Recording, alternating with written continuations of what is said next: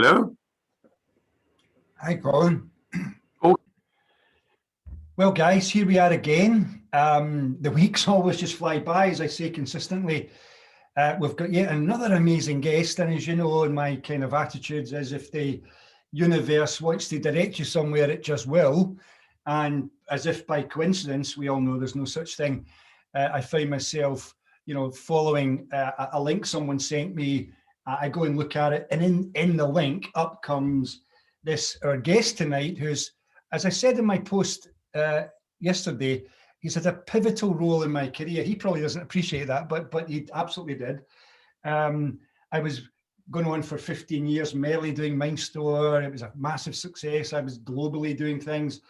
And Duncan Wilson, great Mindstore member from up in Aberdeen, many of you will know him, and he's often on here and comments. Duncan pestered me for about, I don't know, it seemed like a year. Jack, you got to look at this stuff I've come across. And to be honest, over the 15 years, I was always been in, people begging me to look at something new. And every time I did take the time to look at things that were new, okay, they might have thought they were new, but by and large, they weren't going to change what I was doing. So nothing really impressed, not even the NLP stuff, was sort of blowing me away because we were doing our own thing with that. And to be fair to Duncan, he just kept at me. And eventually he came down to meet me one day. And then the very day he met me in a hotel in Glasgow, I had a major challenge happened in the morning. And, and he introduced me to this stuff. And he blew me away. And immediately I said, where did I get this from? And he pointed me to our guest. I go up and see our guest, and he just changed my life and puts me in touch with a man who had a massive impact on me and saved me from extraordinary pain in a hospital in France. But before I get caught up in my own story, let me introduce you to the absolutely amazing Dr. Colin Barron. So Colin, welcome to our little thing on a Wednesday night. I'm really looking forward to this. thank you very much, Jack. Thank you for having me. Oh, it's just wonderful. It's wonderful. Guys, what Colin did for me was, I went to see him, and at that point he was huge in the movement of thought field therapy, TFT, and I remember particularly going up that morning, and I was part of the reason was going to find out more about it after what I discovered in the hotel lobby with Duncan, but more importantly, I was going for my, as you know, my own health journey. Could this man help me with my challenge? And he might not remember, but I particularly remember I had black pudding that morning, which is a great favourite of mine. And when he was doing his stuff with me, he said, that black pudding is no good for you. And I took it out. But the funny thing is, now that we've had so many guests on here, we'll all know maybe the reason why black pudding wasn't so good for me was, of course, primarily made from the blood of pigs. And of course, pigs eat grains. And guess what grains create in the fat of pigs? Well, they're going to create linoleic acid affecting us. And we all know what that does now, given previous professors we've had on here. So that was a pivotal moment for me, because what happened was, we had the little experience together, and I then went to see Roger Callahan, and having been with Roger Callahan and directed to do so, I found myself wanting to completely rewrite part of Mindstore. And so I was 15 years in, everything was going really well, and suddenly, boom, I had to, with Roger's permission, introduce thought field therapy into what I was doing, particularly for businesses. And then I was able to appear on the stage in London, Roger and I together, on a program which some of you attended. I know you did. It was phenomenal. So without further ado, would it be possible for you to share your backstory, because it is fascinating? I could probably take the whole hour we would have, but it'd be nice just to get a flavour of it, if you don't mind. Okay, well, I was born in Greenock, Scotland in 1956, and my best subject at school was science. Yep. And I decided to go into medicine. Both my parents were doctors. Yeah. And I started medicine at Glasgow University in October 1974. graduated in 1979, and then I spent several years in the NHS and latterly ended up in ophthalmology. I eventually became a registrar in ophthalmology and then a clinical assistant in ophthalmology. I had earlier in my medical career actually considered going into psychiatry. That's what I thought I would eventually become. I thought I would become a psychiatrist because I've also always been interested in the workings of the human mind, but for various reasons that would really take too long to describe, I decided to do ophthalmology rather than psychiatry. And then after I'd been doing ophthalmology for a few years, it was found that I was having problems doing the eye surgery. And this was found to be due to the fact that I don't have very good depth perception because I've got a latent squint in one eye.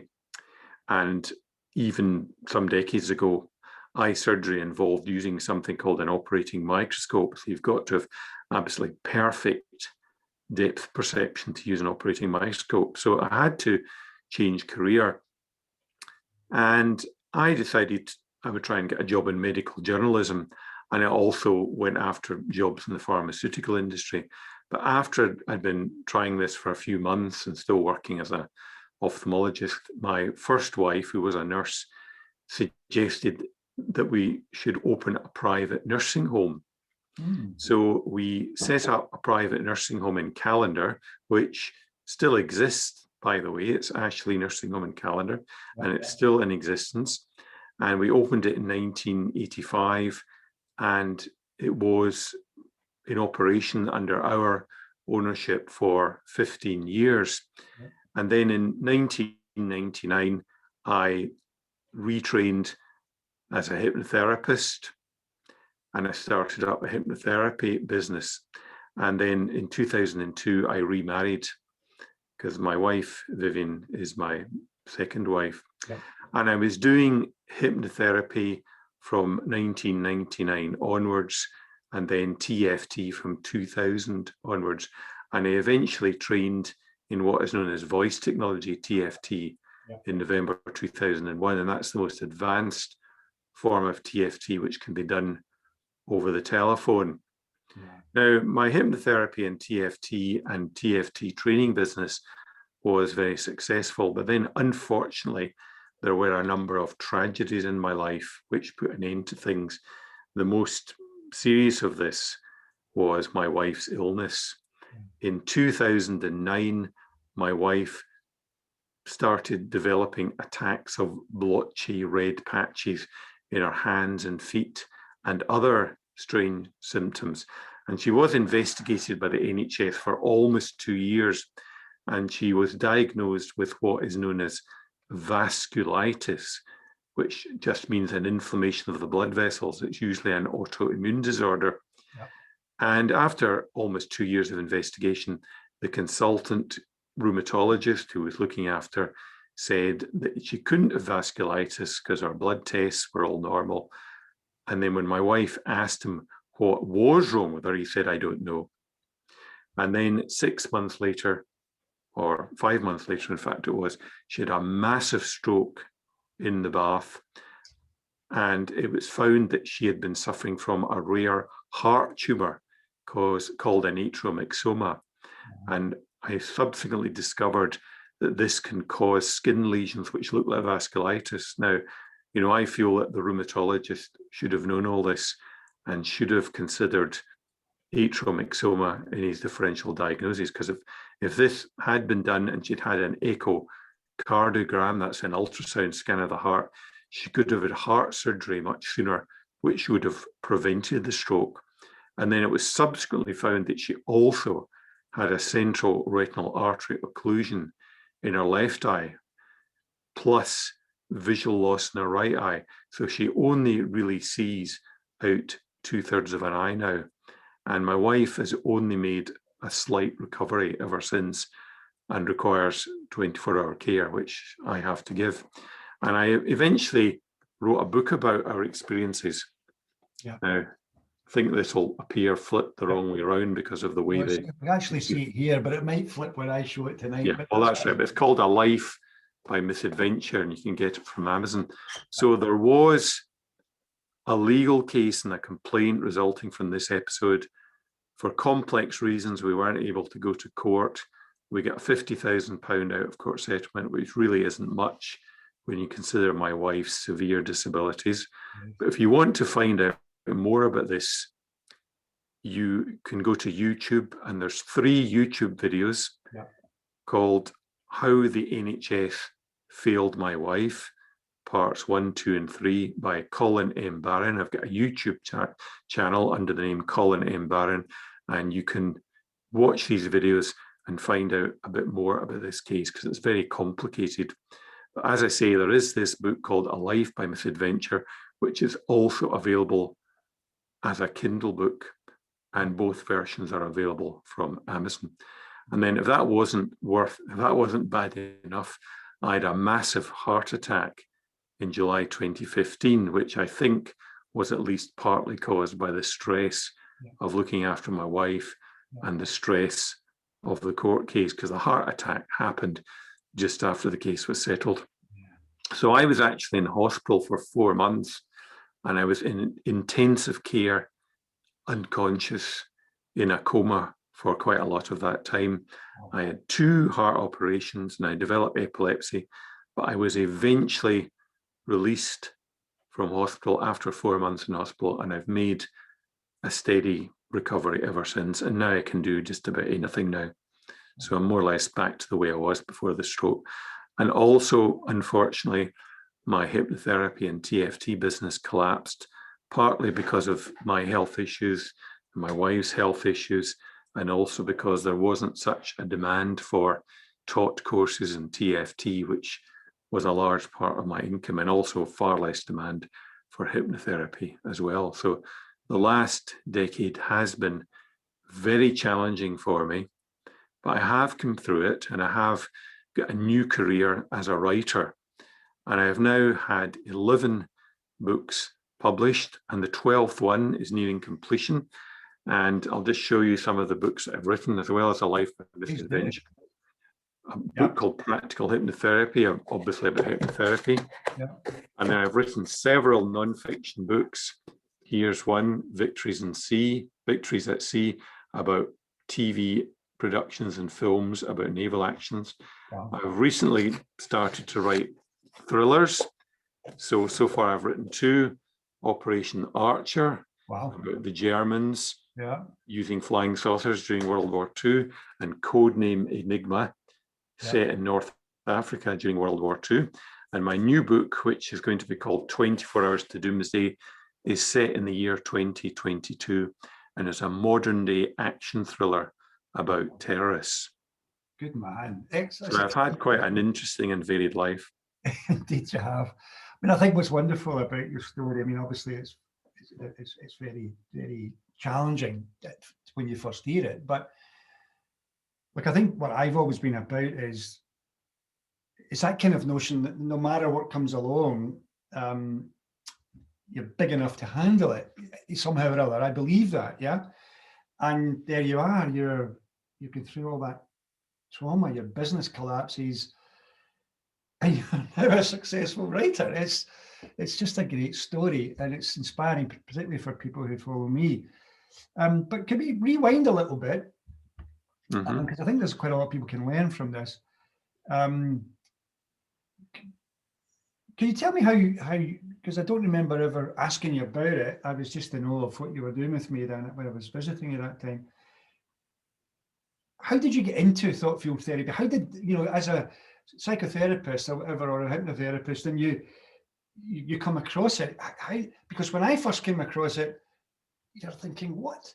But how did you manage to get over that hump, and how did it capture you? Because it clearly did.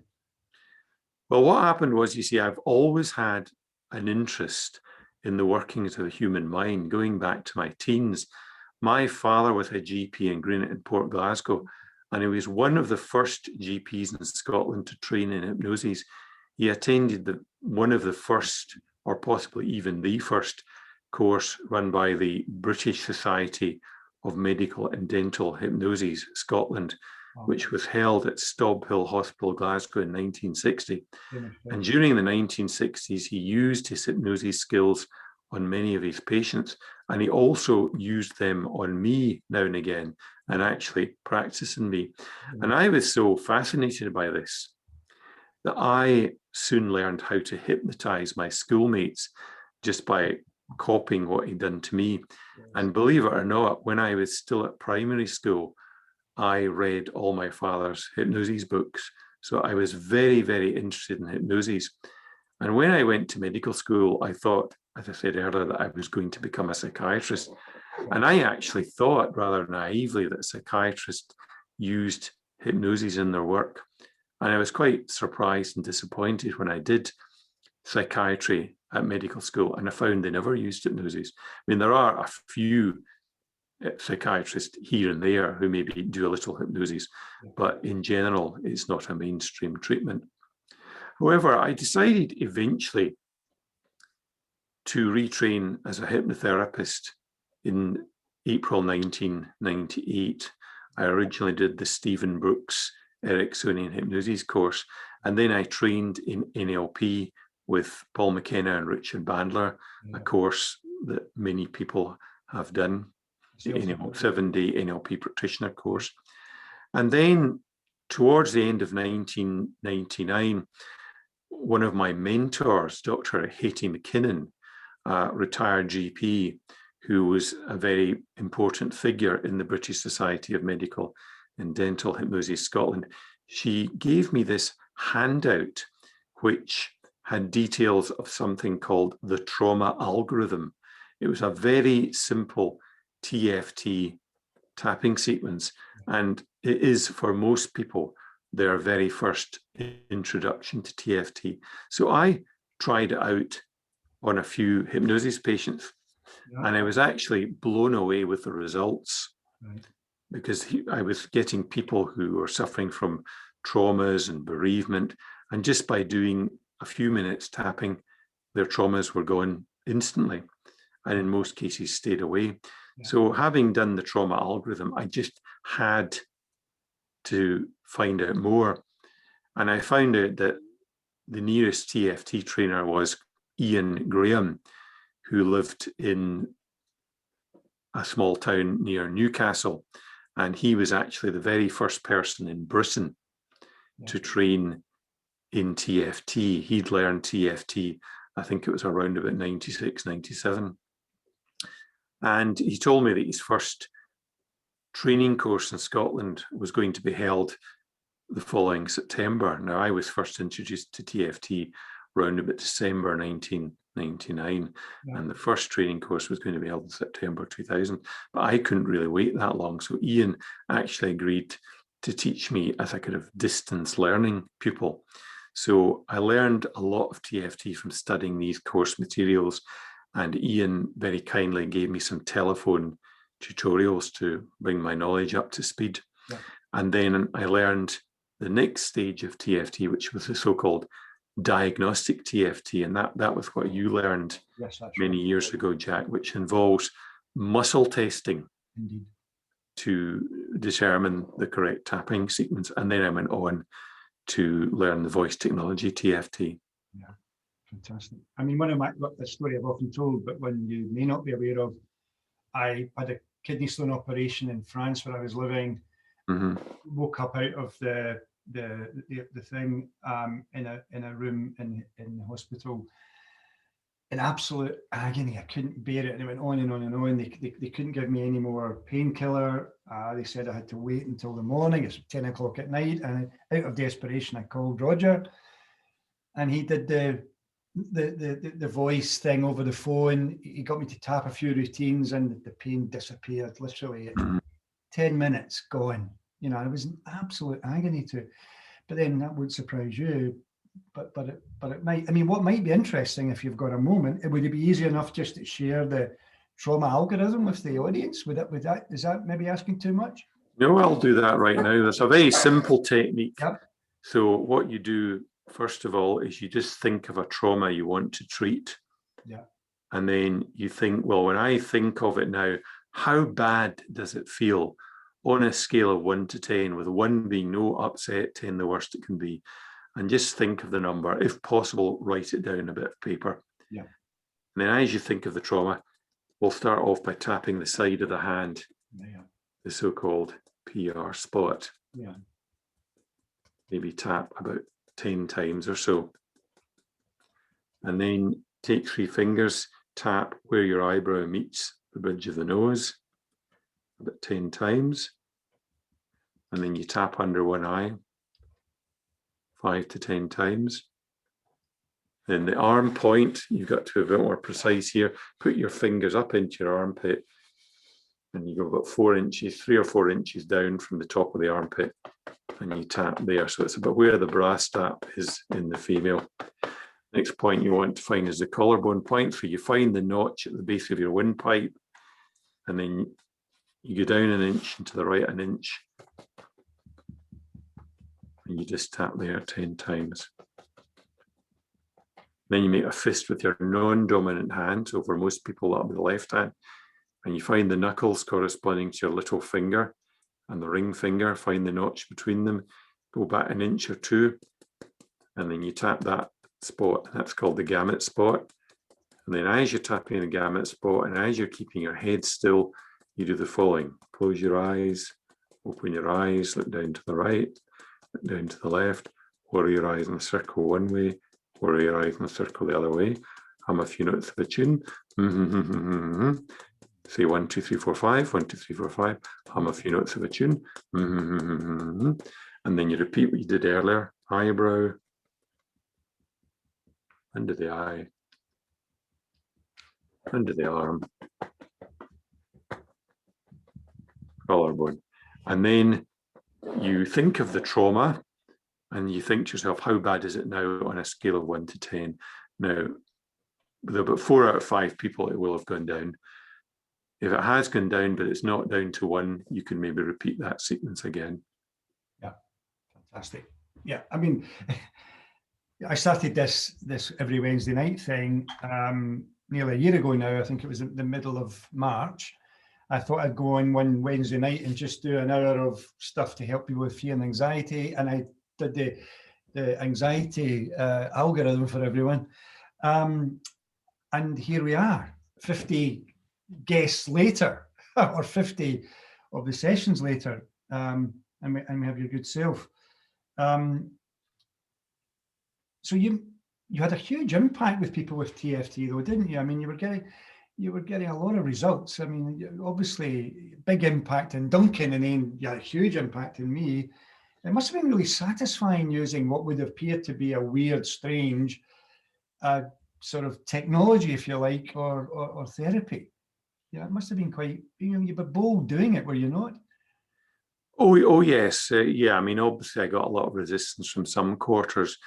I mean, I once had this very nasty exchange with a GP whose name obviously I won't mention, and he was very, very anti-alternative therapy. He called me a con man. Yeah. He didn't really know anything about TFT. No. But I found that the members of the British Society of Medical and Dental Hypnosis were actually very receptive to TFT. Fantastic. And I did a presentation about TFT many, many years ago, and it went down very well. Wonderful. Fantastic. Well, you've had a big impact with me, and I've been able to have a huge impact in audiences, sharing it with Roger's permission, of course. So moving on, do you want to say a wee bit more about some of your personal lessons with the trauma, I suppose, that your wife and yourself went through with your wife's situation? Is there anything you can share with us that we can maybe all learn from? Well, in my book, I have actually described a lot of the mental strategies that I used to get me through this very difficult time. I mean, I did use TFT, I did use hypnosis. Give you an example. One of the strategies I used was an anti-worry technique, which appears in Dale Carnegie's book, How to Stop Worrying and Start Living. I wonder if you've come across that book. I'm aware of the book, but I never get that round to reading. No, well, this is a really, really old book. Yeah. I can't actually remember when it was published, but it was, I think, probably the 1948 or something like that. Yeah. But he mentioned an anti-worry technique, which was invented by someone called Willis Carrier. And Willis Carrier was also the inventor of air conditioning. I don't know if you knew that. No, The two things he invented were air conditioning and this anti-worry technique. And the technique's quite simple. You think to yourself, what is the worst possible thing that could happen? So, for example, the case of Vivian's stroke, it might be, well, Vivian dies. Okay, well, let's just accept that. Supposing Vivian dies, just accept the fact that Vivian is dead. What can you do now that you've accepted that, to make yourself feel better? Just accept that's the worst possible consequence. What can you do? How could you move forward from this? So if you sort of do this, if you do it like with your own death, let's say you've got an illness. I mean, I used it a second time when I had my heart attack, and I thought I wasn't going to come through the second operation because I was told a very strong chance I would die during the operation, and I kind of accepted the fact I would die. And once I had accepted death, I actually felt a lot better. I mean, there's a story I've often told to people to illustrate this point. Let's say there's a totalitarian country and there's 3 jail cells and there's 3 prisoners. There's 1 prisoner in each of these cells, a total of 3 prisoners. And the guard comes along and he says to one prisoner, tomorrow we will take you out at 9 a.m. and shoot you dead. And then he says to the second prisoner, tomorrow you will be released. And then he says to the third prisoner, tomorrow morning we're going to toss a coin. If it's heads, we shoot you. If it's tails, we'll release you. Who do you think is the happiest prisoner? Well, the answer is quite simple. Prisoner number 1. So wait a minute, prisoner number 2 is the happiest prisoner. I think I got it wrong there. I must be reversed. Prisoner number 2 is the happiest prisoner because he knows he's going to get released. Yes. But who do you think of the remaining 2 prisoners is the most anxious? Yes. You might think it would be number 1 who knows he's going to be shot, but it's actually number 3 because he doesn't know if he's going to be shot or if he's going to live. Yeah. It's often the fact that in such cases our mind is flipping between all the different possibilities. Am I going to live? Am I going to die? Is my wife going to live? Is my wife going to die? But fixing on one thing and making that a certainty will actually make you feel better. So that was one strategy I used.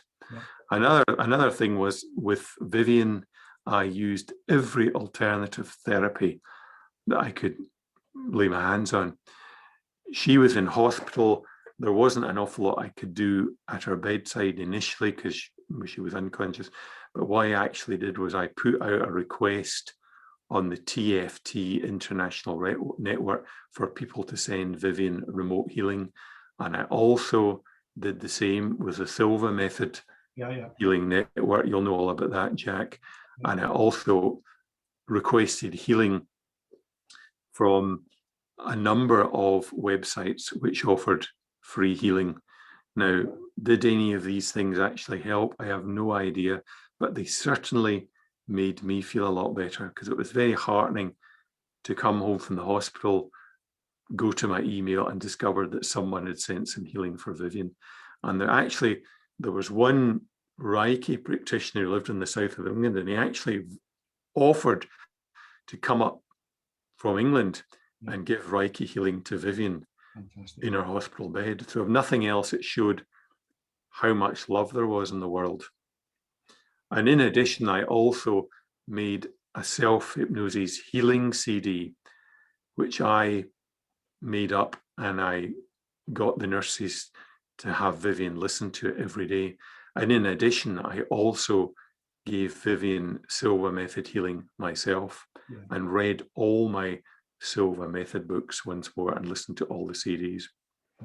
So I really did do everything I could to help Vivian.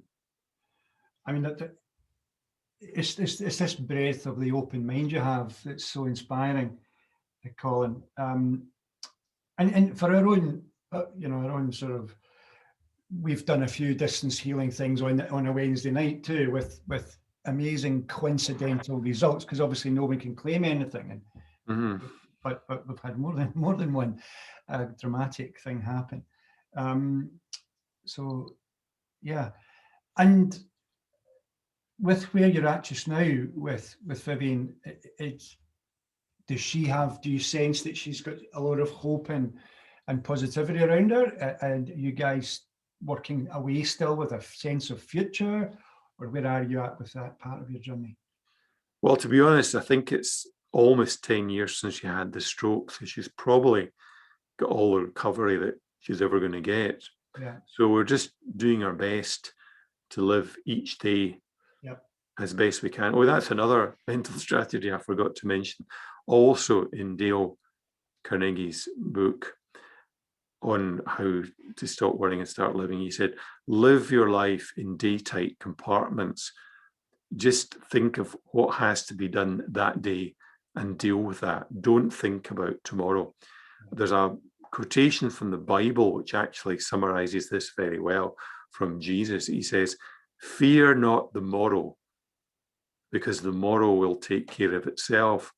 And it's a strategy I've used in hypnotherapy many times, because many people live lives of misery, not because of what's happening at that precise moment. It's either because they're fearing something that they think might happen tomorrow, or else they're fretting about something that happened in the past, but their present moment actually is fine. I mean, unless someone is sort of attached, giving you electric shocks or something, or you're in pain, the present moment isn't too bad. It's thinking about the past and thinking about the future that really is the cause of all mental distress. And that's the principle behind mindfulness. Yeah, indeed. But there's quite a lot of coincidences here. I mean, first of all, I lost my own mother very young to massive stroke. And subsequently my father with a massive stroke. Mm-hmm. And all relatives, most of the relatives going all the way back either side, that's how things tend to go.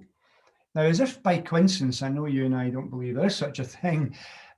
Today, as you and I were communicating back and forward, seeing if we could get something going for this to happen. I went walking my dog and I was listening to, I don't know if you're aware of him, Ivor Cummins. Yeah, I know him. Yes, I do know him. I've seen his videos. Yeah, who's the Fat Emperor.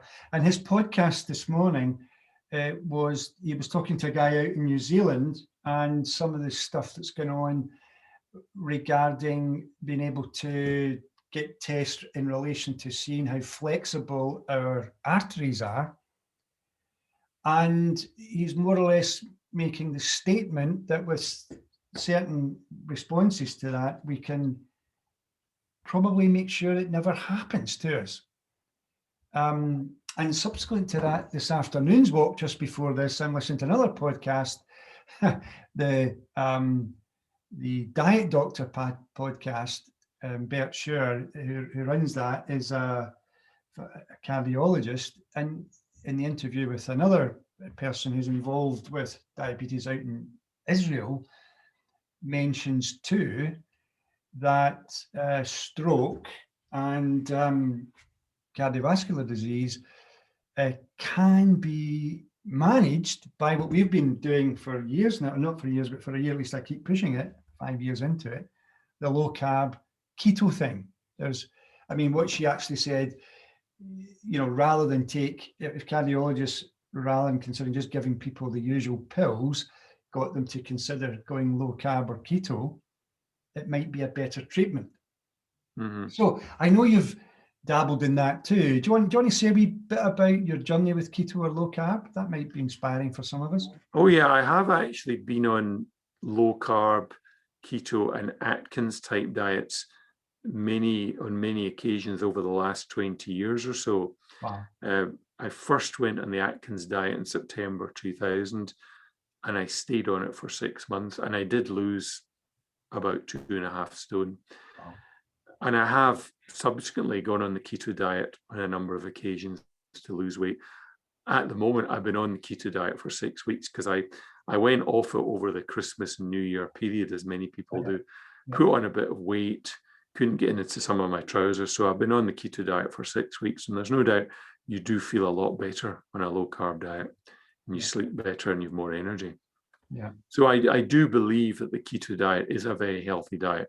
The only problem, obviously, is compliance. Getting people to stick to the diet and to continue with it. Which is why we've got a little sort of cooking project going on the side to encourage people to get over the hump. Yeah, and it's excuse me, just a bit of powder from the keto cake I was eating before we started. Where was I going with that? Yeah. I've completely lost my train. Oh, that's the two of us. I better do the old thing. It was a useful point. Yeah, you've, especially since you're, formally trained as a proper doctor and practiced and got to a fairly senior level, to have such an open mind across things, from opening up your mind to TFT and opening your mind up to the risky stuff of the low carb keto thing, to many doctors, it's really impressive. And do you think how do you think you've managed to have such an open mind as a, properly trained doctor? Because a lot of the doctors we meet out there struggle with this stuff, don't they? Yeah, well, I've always been a right brain person, I would say. Most doctors, in my experience, are left brain persons. So there's a small minority of doctors who are right brain, and they often tend to go off and do other things like, Graham Chapman and Graham Garden and Jed Mercurio and Conan Doyle and people like that. Yeah. That's my experience, and I've done the same, obviously. Yeah. So where are you? The inevitable question then, which is, the world has gone through a trauma in the past more or less 12 months. Some of your own sort of experience and depth and breadth of experience. Where have you found yourself as that's unfolded over the past 12 months or so? Well, as you probably know, I have had my concerns about the way the pandemic has been handled, because let's face it, what we're dealing with is a virus which is really no more dangerous than a bad flu. According to the World Health Organization, they now believe the mortality rate from COVID infection is 0.26%, which is really no worse than a bad flu. But I feel there has been a gross overreaction by governments around the world, and particularly the British government, and this fixation on having lockdowns as the answer to every problem. And I feel personally that the lockdowns have caused more problems than they've solved. They've caused huge problems for the health service. There's going to be a backlog of cases for routine surgery, delays in diagnoses of many medical conditions, including cancer. And also the enforced stay-at-home orders will actually lead to people's immune systems not working as well as they could. So I think we're actually storing up a lot of problems for the future.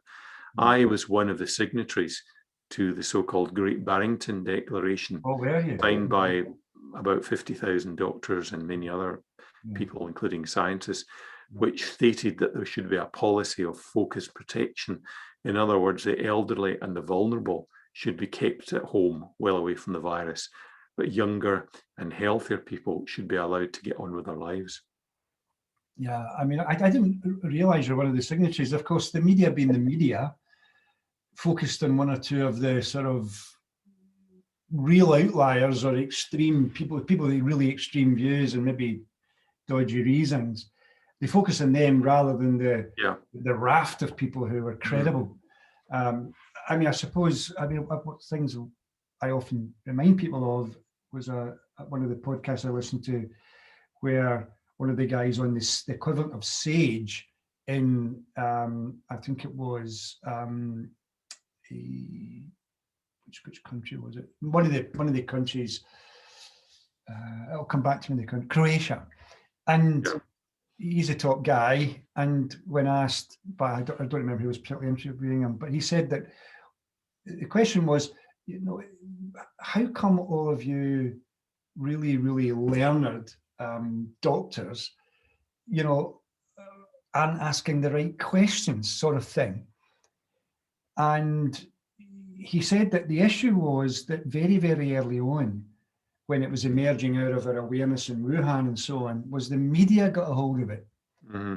And the media, being the media, with their negative thing, started driving the narrative, and it was through their positioning that leaders all around the world felt they had to do something.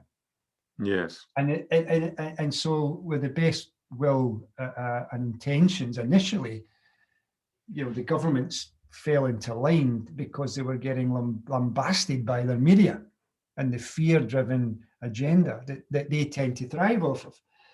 And it kind of makes sense to me, but once you've made a mistake and you've only listened to certain scientists, it's not easy to go back. Mm-hmm. It's very difficult for the government now to admit that they were wrong. Absolutely. And they might actually have been better coping the places like Sweden, because as you know, Jack, Sweden didn't have a lockdown, they just had voluntary measures, and they've actually done much better than Britain, much lower per capita deaths, and their economy hasn't been affected that badly.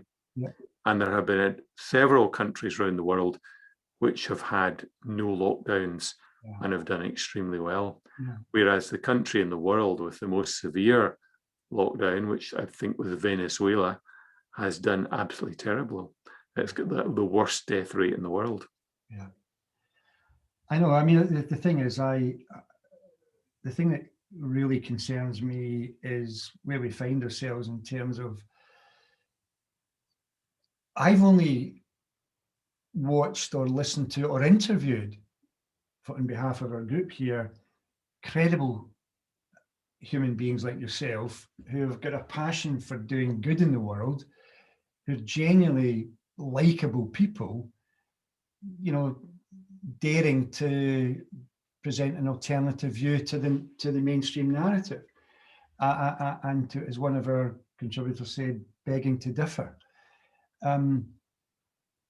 But what's unfortunately happening is, which is really sad, is that I suppose because the media's closed all that down, you guys didn't really get into the media to explain, why you signed it, and there wasn't a great exploration of it. What we've got going on, which I find really, really sad, is that families, probably, certainly friendships, colleagues, could very well become, really, really fall apart. Because it's not easy to have a conversation with friends or family when you're kind of presenting like I'm kind of interested in having an open conversation here, an open discussion. You very quickly, they don't want to hear it, and I understand that. But it feels like what I suspect is going to happen is there's going to be increasingly massive social pressure to comply, or risk isolation beyond reasonable sort of quality of life, Yeah, that's true. I mean, I've lost a few friends and certainly a few Facebook friends as well because of my statements on COVID. Yes. Some people just can't understand, why are you not in favor of masks? Why are you not in favor of vaccines? Why are you not in favor of lockdowns? You should just shut up and mask up. That's the sort of thing they say. Yes. Or you've been irresponsible. You're going to cause people to die or something. It's a very sad situation we've got. I mean, no one used to complain if people said they weren't taking the flu vaccine. People like myself, I've never taken it. No one sort of gave me abuse for that. I'm not saying I'm getting abuse at the moment because I've not been offered it. My gut's not to take it for a long time. And part of my reasoning is because of my health. I've got a lung, or not any longer, but for 30 years I had to fight a lung situation. and where doctors basically said, we don't have a cure, we don't know what causes it, but we'll give you one anyway. And what they were offering, I mean, they once said to me, if you don't take this, you'll die a horrible, miserable death. What a terrible thing to say to you. So you take it, then you do some research. Well, I'm going to die a horrible, miserable death if I stay on this medicine. So I go searching for alternatives and end up with people like yourself, but credible, wonderful human beings. But it is sad that this pressure is now beginning to mount. Yeah, it's disturbing. So I take it then, I mean, what I find myself doing is, I'm being a wee bit cheeky, but I only, because of the lockdown, I only frequent two places. One is Waitrose, where I go about 3 times a week, 2 times a week to buy food. I'm going after this. Or I go for a carry-out takeaway thing to my local Chinese restaurant, which cooks everything from scratch, no MSG. It's all good quality food, and I don't have to do anything that's other than low carb with them. They understand me. But what I'm now doing is I'm wearing 3 masks. I can't not go in without one, so I'll put 3 on and embarrass you all. You know, they just look at me. But anyway, don't think they get it. It's like. But anyway, so I take it. What are you going to do yourself? Are you still undecided? Are you waiting till you're forced to take it, or what are you going to do? Well, I don't know. I mean, we haven't received any notification of the vaccine, so I don't really know what I'm going to do. Yeah. It's just up in the air at the moment. Yeah, I mean, I must say, given coincidence, and I do follow it, the interview that I was listening to before we came in was very empowering by the diet doctor and the doctor out in Israel. Both of them, you know, just delighted that there's a vaccine and going to take it, and yet they're completely they've struggled with their mainstream colleagues, you know, as they've introduced low carb or keto into their practice, you know, working with diabetes and or working with heart disease. So it's a wide church and people need to make their own mind up, I suppose, nearer the time. I'm certainly looking forward to when I get the offer having the conversation with my doctor, because he knows my situation. My concern would be that it might trigger something that I don't need to be triggered, because since I got into doing keto, I'm 5 years now, more or less, I've had no symptoms. But then when we understand the whole thing about low carb, why would I have symptoms? You know, it's there you go. So we'll move it back again, if you don't mind, back to you being the author. I'm quite excited. I didn't realise you were an author until I found that out there just yesterday, and I'm going to certainly download your novels onto my Kindle. I'll enjoy that. It's always good if you know an author. I've been lucky enough to know lots of authors because they came to courses and decided to write books, and they send me their copies and so on. But how did you get into writing novels? I mean, I can see why you might write a book about hypnotherapy, but how did you get that leap into trusting yourself with storytelling? Oh, well, I've always had a lifelong interest in writing, going back even to primary school. Yes. When I was in the last couple of years at secondary school, I even produced an underground school magazine. It was just one copy that was smuggled around the 6-year common room. So I was always interested in writing. And at university, I was involved in the Glasgow University Guardian. And then I was the editor of Glasgow University Medical Journal for a couple of years. And then I was involved with a magazine called Glasgow Medicine, another called Scottish Medicine, after I graduated. And I was very interested in writing articles in the 80s and 90s. I had about 20 articles published in what was then known as the Glasgow Herald. Yeah. And I did a distance learning writing course. And then I wrote a book on running nursing homes in 1990, continued to write a lot of articles for various journals. And then after my heart attack, it so happened that one of my friends called Tom Christie told me that he was setting up a publishing company called Extremis Publishing. And I immediately thought of an opportunity here. And I said, well, would you like a book in public speaking? Because I've also always had an interest in public speaking. So I said, could I write a little book in public speaking? Would you be interested? So I did. And that was actually my second published work, called The Craft of Public Speaking. And then I wrote several non-fiction books after that on war movies, aviation movies, naval war movies, time travel movies, and action movies. But I'd always had an ambition to write a novel all my life. You know, it's long ago, as age 17, I'd always wanted to write a novel. So the first novel I wrote was Operation Archer. It was written a few years ago. I always took the view that I should sort of start off by getting a few non-fiction books published, because non-fiction is generally regarded as being easier than fiction. But I was always interested in writing novels.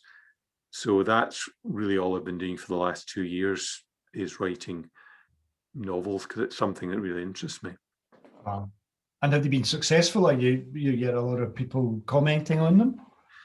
Well, I've had some good reviews, but I mean, they're not bestsellers. I mean, I would never claim to be a best-selling author. I mean, my definition of a best-selling author would be someone who sells like millions of copies and makes a fortune. I don't think I'm ever going to make huge sums of money from any of my books, but I have been successful in the sense that they seem to have been quite well received. Excellent. So I'm quite happy with what I've achieved so far. I'm interested in the mindset that, like always, you and I both, but certainly lots of people in the audience. Do you sometimes write with?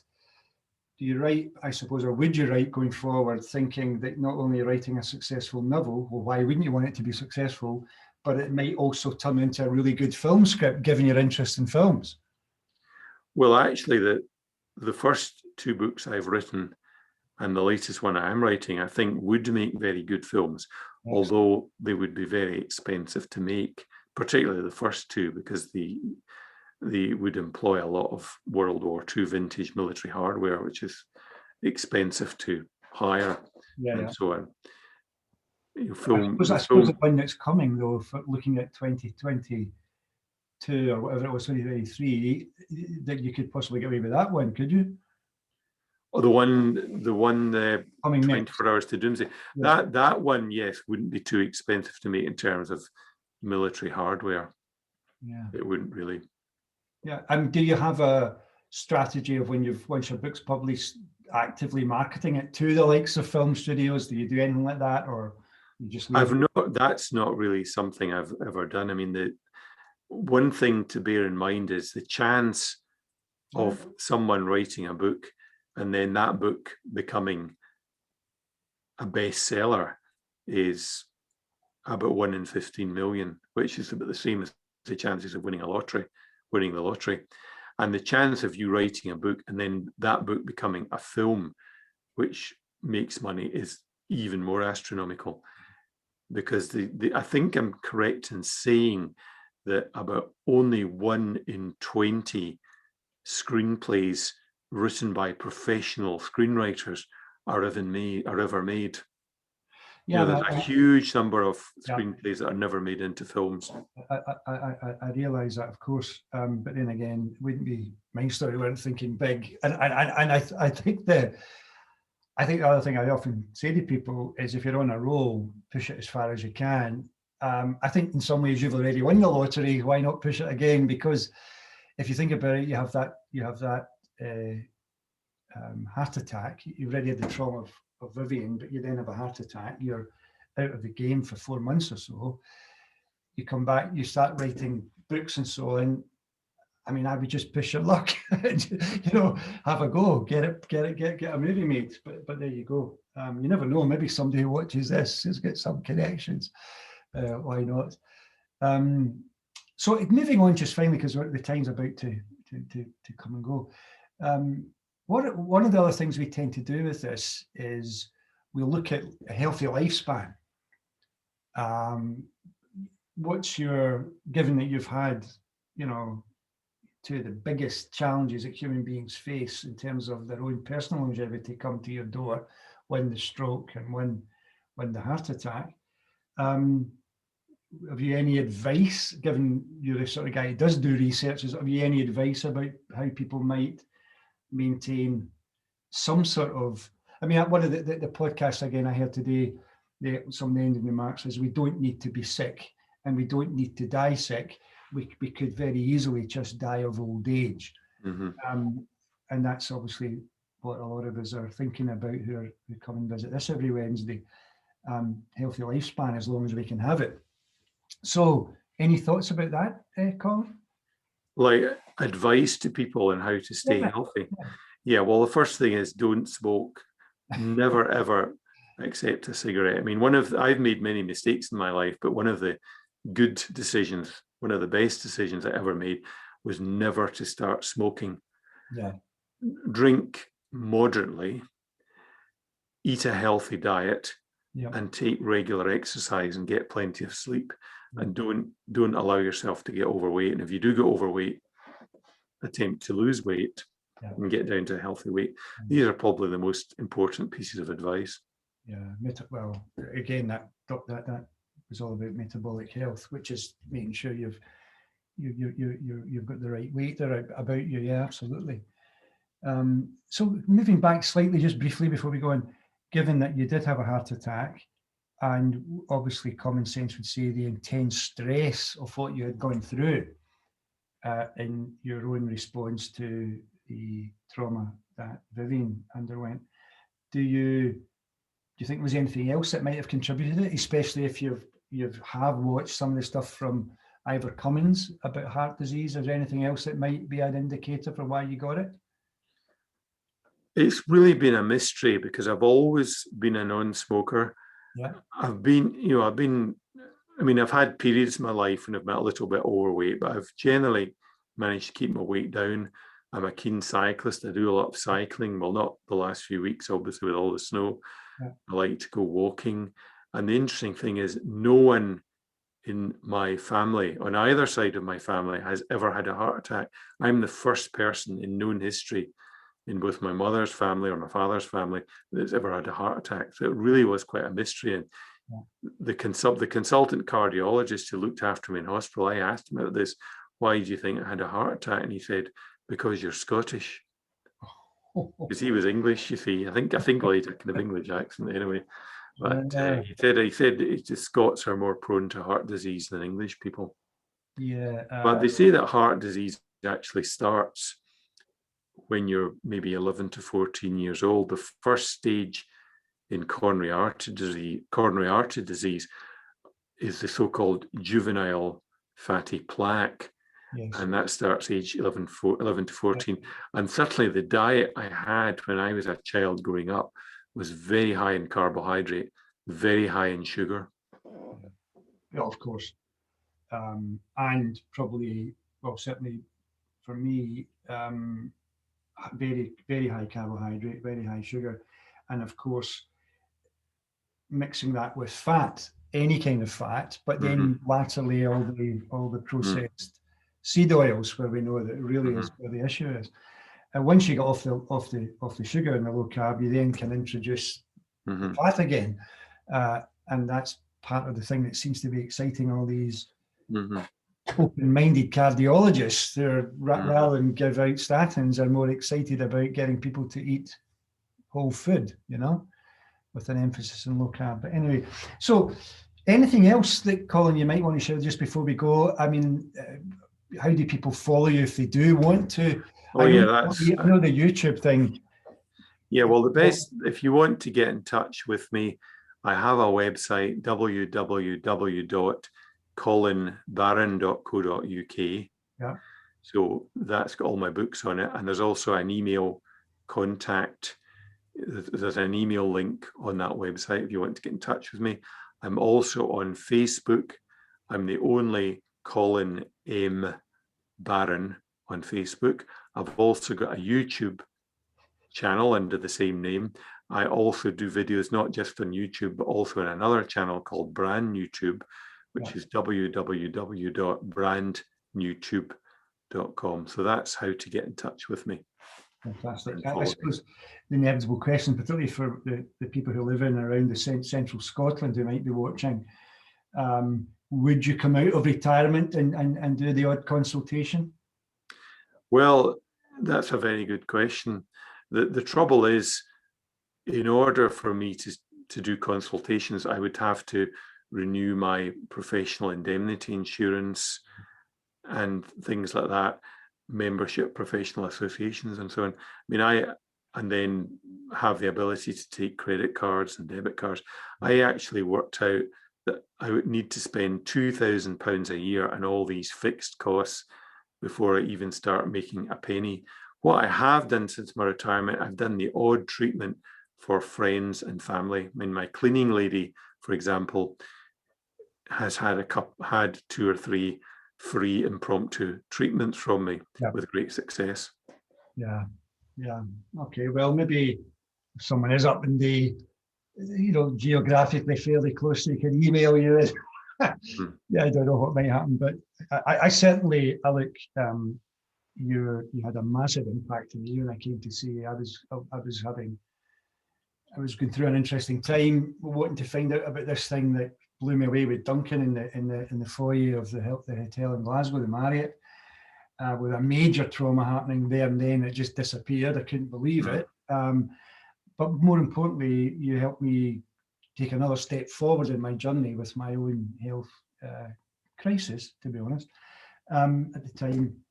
So I was grateful. So, Colin, thank you again for giving us your time. I know people are going to love this, especially that you were kind enough to share some techniques for people. That's always helpful. So I wish you every success in what you're doing. I do hope people go and look for you on the various media you've mentioned, and maybe even go and visit that new channel that's become available, where people can maybe safely discuss things that maybe they can't in other places. But anyway, so thanks, Colin. All the best to you. Thank you very much. Right. Well, thank you very much for having me on this channel. It's been a pleasure. Bye for now. Thank you.